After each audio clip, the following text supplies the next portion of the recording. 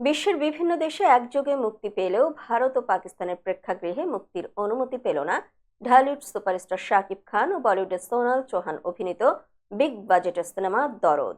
শুক্রবার দেশের ৮৩টি প্রেক্ষাগৃহে মুক্তি পায় দরদ। এছাড়া বিশ্বের ২২টি দেশে একযোগে মুক্তি পেয়েছে সিনেমাটি। জানা যায়, বাংলাদেশ ও ভারতের যৌথ প্রযোজনায় নির্মিত প্রথম প্যান ইন্ডিয়ান সিনেমা দরদ ভারতের প্রেক্ষাগৃহে মুক্তি বন্ধ রয়েছে।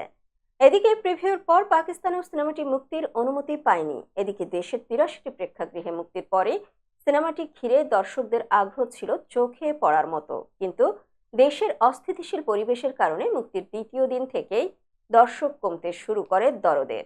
রোমান্টিক ও থ্রিলার ধর্মী দরদ সিনেমায় ৩টি ভিন্ন লুকে ধরা দিয়েছেন শাকিব খান।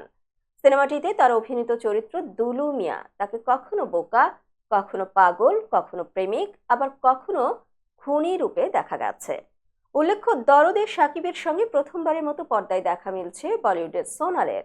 সিনেমায় শাকিব, সোনাল ছাড়াও গুরুত্বপূর্ণ একটি চরিত্র অভিনয় করেছেন টলিউডের পায়েল সরকার। এছাড়াও রয়েছেন বিশ্বজিৎ চক্রবর্তী, রাজেশ শর্মা, এলিনা শাম্মী, ইমতু রাতিশ, রাহুল দেব, সাফা মারিয়া, জেসিয়া ইসলাম সহ আরও অনেকেই।